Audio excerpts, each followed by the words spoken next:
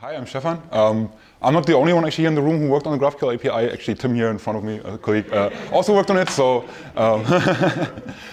load balance between us with the questions. But of course, we are happy to help there. I'll just hit here start, or not. Cool. So yeah, today's topic is about like dynamic schema generation, which is like about the GraphQL API and the GraphQL schema that actually gets generated.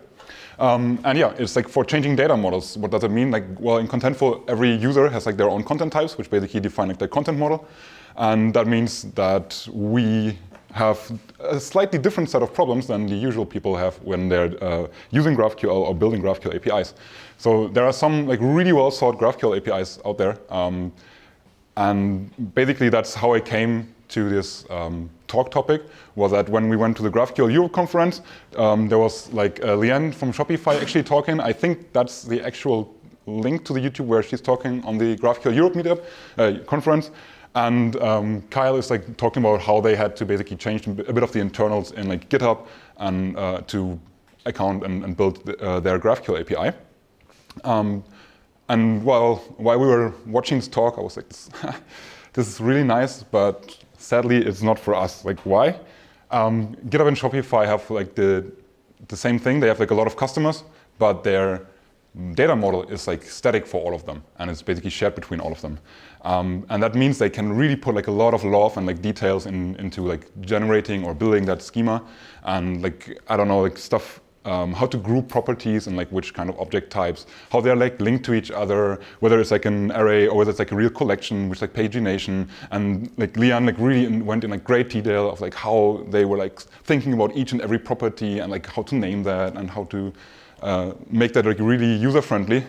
And yeah, I was like watching this and thought like, it would be so cool if we could do that. But basically we're not just designing one API, but we're like designing 1,000 at once.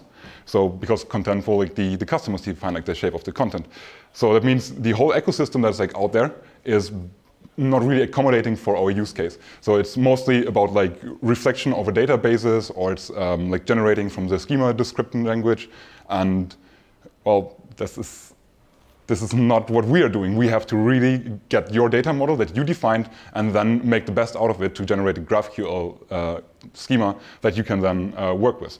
So that basically means from our usual REST approach, there's like a big shift in the responsibility, because beforehand we were like really giving you in the API documentation, like this is how our API looks like. This is like the sys field, which has like our properties, it's like the fields, everything in fields is like from the user. This is how a collection looks like, and we could really give you like the whole JSON on how it looks, because it looked basically the same for everybody except for the stuff in fields. By now, this is a bit different because we have a statically typed thing, so we have to generate like types for everything, and it's like we need to really like look on the content types, and by that we need to come up with like a schema that we use in our tutorials or like in our documentation to actually show you examples on how you use that. But of course, it doesn't look like this for you. So we're merely like describing how the API is derived, and not like the schema is derived, and not like how it really looks like. And this is a bit weird like for our documentation approach, but actually it's also like a fun thing. I mean, we would have like one other option, and that would have been like, well, the user just like defines how their SDL looks like. For example, I think Prisma is doing kind of that, in case anyone knows that. But that has its own set of problems. So, well, you need to change the data model. Then you need to change the data model like in Contentful that you have, like, and then you need to like update this SDL to actually like account for that. So there would be always like some difference in between, and we actually pretty fast decided that we don't want to get that approach or to choose that path. But for later, it might be actually an option to like really fine-grained tweak the schema to your needs. But currently, we're just trying to get the best out of it without letting you writing anything manually. And also like the other problem would be that like for us, if you just like give us an SDL and we need to figure out what we should do out of it, it's very hard to actually get a right user intent without then inventing some kind of like new syntax on top of the SDL, which of course no one wants to learn because it's like then Contentful specific.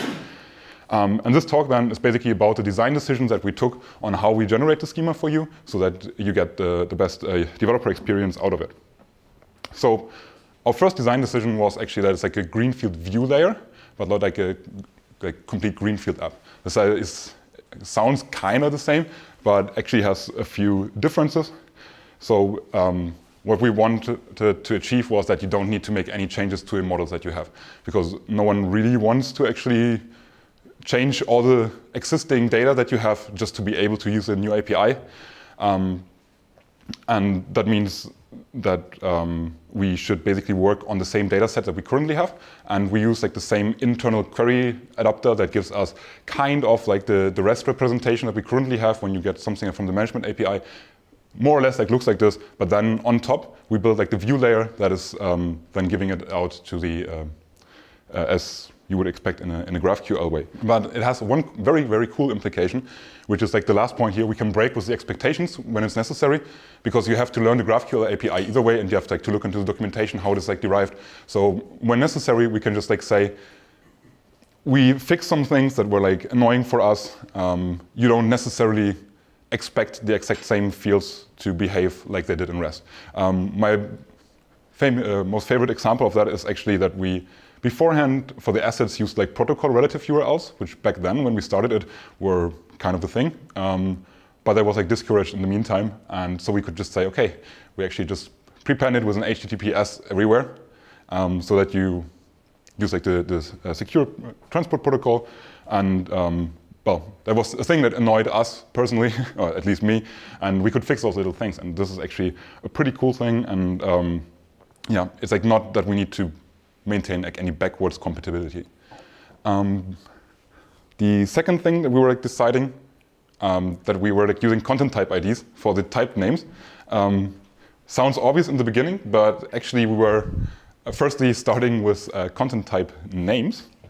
For this example here, it looks kind of the same. So we have like the name up here, we have a sys ID, they kind of look the same. In GraphQL, by convention, type names are like Pascal case, like the first one is uppercase and then like basically camel case. So here, that would be like quite obvious. Well, it would be like restaurant with an uppercase R. So far, like nothing exciting.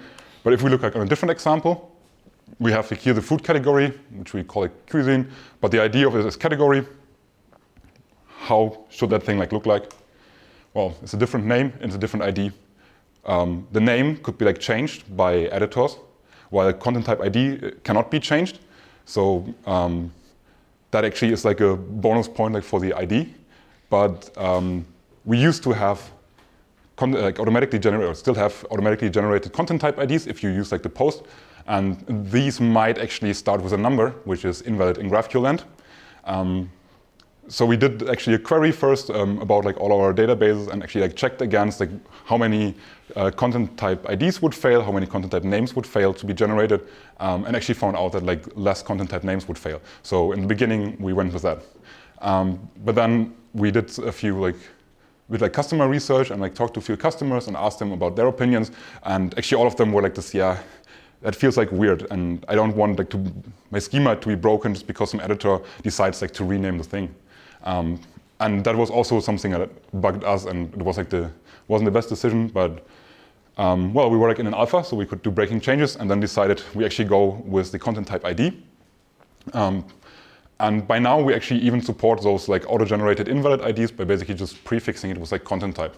So it then looks a bit weird if you like query it, but at least the schema generation doesn't fail for you, and you can like still use the GraphQL API. So basically, to answer the question, it's then category and not food category cuisine, which also is, in this example at least, a bit better to read. So the third design decision. I don't know how many people of you are actually using link content type validations. Maybe just like raise your hand shortly if you at least know what they are. See, we need to educate our users better. So whenever you're like linking between entries, like for single entry or like multiple entries or assets, you can define if you're linking to entries, you can define of which content type they actually should be. So that you can limit even like for the editors like to not link like wrong content into the fields and be like a bit more specific. And we decided that we actually piggyback on that and say like, okay, this actually is a good type hint for us because we need like statically typed stuff. So we said, okay, the user is already giving us information here, let's reuse it to actually make the best out of it. So to have like an example to grasp that is when we have like this restaurant example here again, which is like of a type entry, and it links to categories.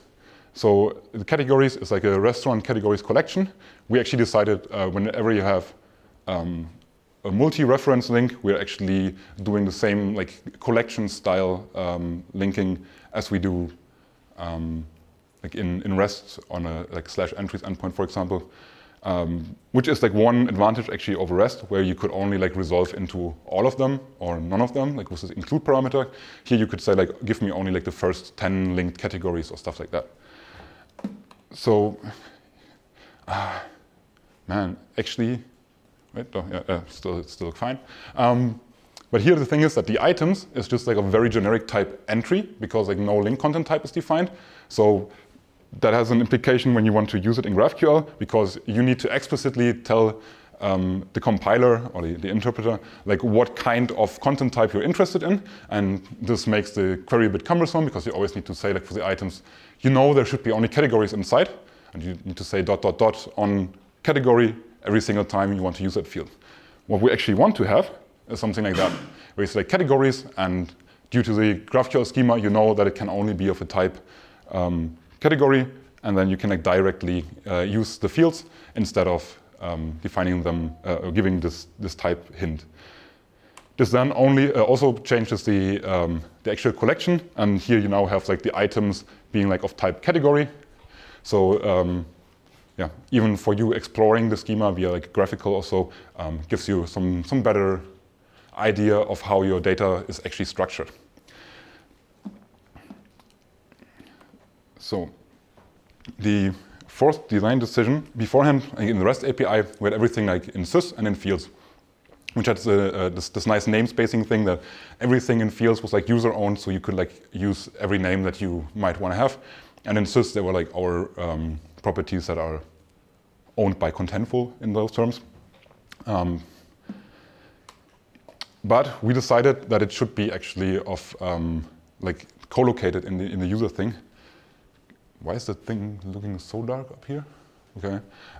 So we decided that the sys are like still scoped so that we still maintain our namespace where we can like put our information that is like, Contentful specific, like when stuff was created or updated, in which version we are. But we decided to remove this fields indirection. In the very, very beginning, we had it like that you always needed to say, I don't know, restaurant.fields.categories.fields.name, which at some point becomes like really long to write, and like no one really wants to do that. I think that was one of the things that annoyed our customers the most. We thought in the beginning, it's not too bad, but everyone had some kind of different opinions on them. Some even wanted to have the sys properties hoisted. Like for example, like this created at would then be directly in the restaurant type.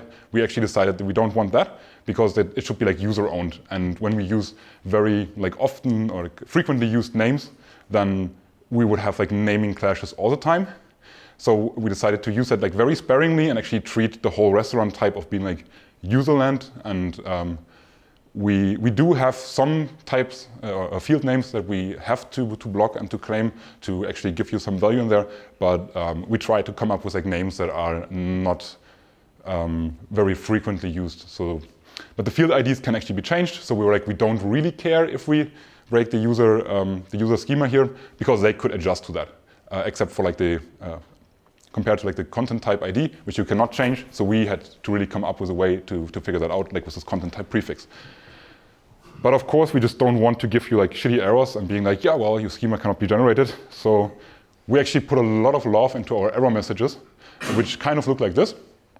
And here it is actually quite easy to figure out what was like going on. The schema generation failed because it contains a field that is called sys, which is like reserved. I actually don't know why anyone would like name their field sys if you have like the sys already.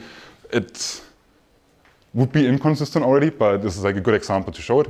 And what the GraphQL spec allows us is to put something like in the extensions field to give like more information about the error that has happened.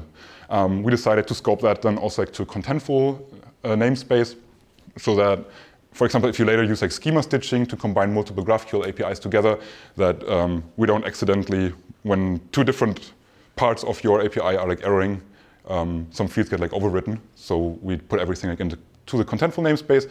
We have a code that is like unique and won't change, while the message could change. That's like a learning we had also from the REST API, that we basically cannot change our error messages because some clients might rely on that. For the GraphQL API, we said very explicitly the message could at any time change to actually make it like more expressive to the user. And for the more machine readable way, you have this extensions field, and there the code won't change. And also like the details shouldn't change, maybe be like extended. And as always, you have like a request ID, so that when you reach out like to the customer support, you can just like give them request ID, and then, for example, me or Tim can like go and figure out what was like going on. We have that for all the different error messages, which could go wrong, and they all kind of like look like this. The details, of course, are dependent on what kind of error you're running into, but that is also done in a machine readable way all the time. So far, so good. So what was our latest design decision?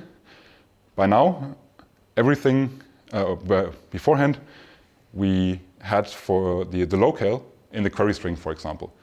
That was a very simple design decision for us. We didn't want the user to let us specify like on each and every single like field or reference which kind of locale that should be. So we're like, okay, let's put it in the query string, and then we're good to go. That bugged our PO quite a bit, and he wanted to keep everything like in the GraphQL end, because from the actual GraphQL spec, it should be transport independent. And if we rely on the query string, it's not transport independent anymore. So what we came up with was to use the context. So whenever you're like in a GraphQL resolver, you have like different kind of like the parent type that you got in, and like some arguments, and then there's also like some mysterious context object that you can define by yourself. And we came up with a cool way to cascade the like values from the context. And that means we could finally allow to put the locale as an argument, which then would, for example, look like this. So that you could say we want it like in English, then you get like the description English. And if we wouldn't have like cascading, you would need to do like categories and then like the locale again. But if it like doesn't change, you actually don't want to like repeat it over and over again. And so by now that like cascades, and like through the context, we can basically walk up the path and find the closest locale definition. And this then actually, once we had that, had some awesome side effects. We could actually allow switching between languages, which beforehand wasn't really possible. Like you had like this locale equals asterisk thing, then you got like all the locales. That is a thing that is not possible in GraphQL because it changes the type. We cannot change the type based on the locale that you're passing in, because it's a static schema that was like generated beforehand. And that was actually then really amazing. We could just like reuse the same thing with the cascading stuff to switch between like the published and the preview content.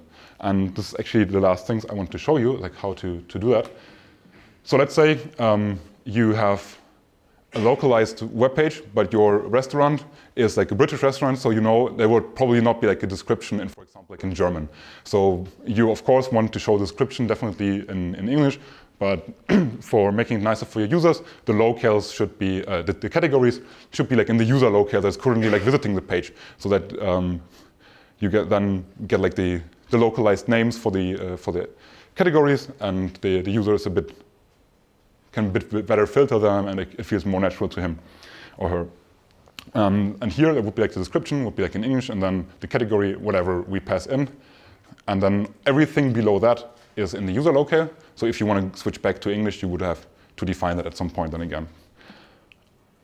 And the same thing is possible with publish and preview content. So let's say you're currently reworking how the categories are named and want to figure that out, but maybe someone else in your team is currently like working on the restaurant data, and you don't care about it for now. It might even be like a broken state in the restaurant right now, because we only like validate once you publish, so that you can like play around and edit data and look at it.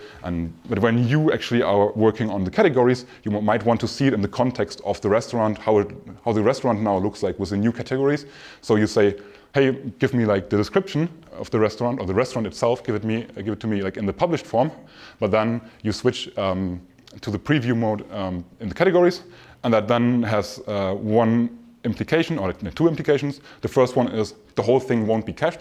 That's like the thing we have like with the preview API as well, because when you change the data, you want to see the new data reflected immediately. So the preview API in REST is currently not cached, and then also the whole query won't be cached for GraphQL. The second one is you need a preview access token. With a preview access token, you can also like access the published data. So for us, felt like naturally that we require you to send a preview token over, and then you can access like both the published and the preview data. And if not, you get an error that that you need to pass in a preview token because you're using a preview true somewhere. So then the most important thing, where can you try it out? If you go to graphql.contentful.com, then it will like redirect you to our documentation, so you can get started there and read through it, how it is like derived. If you add content v1 spaces and your space ID, that's basically where your real GraphQL endpoint is. We decided to create here also like a namespace so that we later on could potentially bring up other of our like organizations, for example, also into GraphQL without having like one really big API from the very beginning, and also decided to go with a more explicit versioning here because probably no one knows, but we actually have some versioning in the accept header, or the content type header, but no one actually uses it, and we are not really enforcing that. So that actually made it very hard for our REST to version it. And here we said like, okay, we really put a v1 into the URL, so whenever we want to put out like a v2 API, you would not accidentally use that, and we would not accidentally like break your data, and you would like really need to opt in into the v2. And then if you append to the former one a /explore, then this graphical interface gets spun up, and you can like click around and explore it, write some example queries. This is something that comes in very handy to explore how your GraphQL schema is like built. And here it's also the only exception where because I said earlier we want to not rely like on the query string. Well, you cannot send the access token somehow different if you're just in the browser. So you have to append the access token in the query string, and that's like the only exception we're currently doing here.